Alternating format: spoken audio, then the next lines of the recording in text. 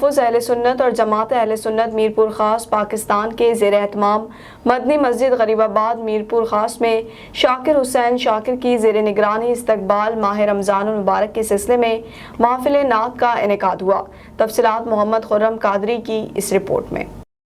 تحریک تحفظ اہل سنت اور جماعت اہل سنت میرپور خاص پاکستان کے زیر اہتمام مدنی مسجد غریب آباد میرپور خاص میں استقبال ماہ رمضان المبارک کے سلسلے میں محفل نعت کا پروگرام شاکر حسین شاکر کے زیر نگرانی، حافظ محمود احمد قادری، علامہ صادق حسین سعیدی کے زیر سرپرستی اور شہر حیدرآباد سے آئے ہوئے مہمان پیر سید سعید احمد قادری چشتی جابر مجید کی زیر صدارت منعقد کیا گیا۔ پروگرام کا آغاز تلاوت قرآن پاک سے کیا گیا۔ قاری ثاقب الرحمان اور شاکر حسین شاکر نے نقابت کے فرائض انجام دیے۔ ثنا خوانی کا نذرانہ عالم اسلام کے نامور ثنا خواں علیم الدین علیم، اشتیاق علی قادری، فیضان آصف قادری، فرمان علی قادری، مزمل الرحمان قادری، شہزاد علی قادری، عمیر عبید قادری نے پیش کیا، جبکہ خصوصی خطاب شہر حیدرآباد سے آئے ہوئے مہمان خطیب حضرت علامہ مولانا پیر حسان الہی قادری چشتی فریدی نے فرمایا۔ پروگرام میں علماء کرام میں مفتی محمد ایوب سکندری، مفتی کمال الدین سکندری، مولانا محمد بخش قادری، مولانا حاکم علی کشکوری، مولانا التماس صابر قادری، مولانا صالح طاہری، مولانا علی حسن طاہری، مولانا شمش الدین قادری، مولانا نویس سکندری،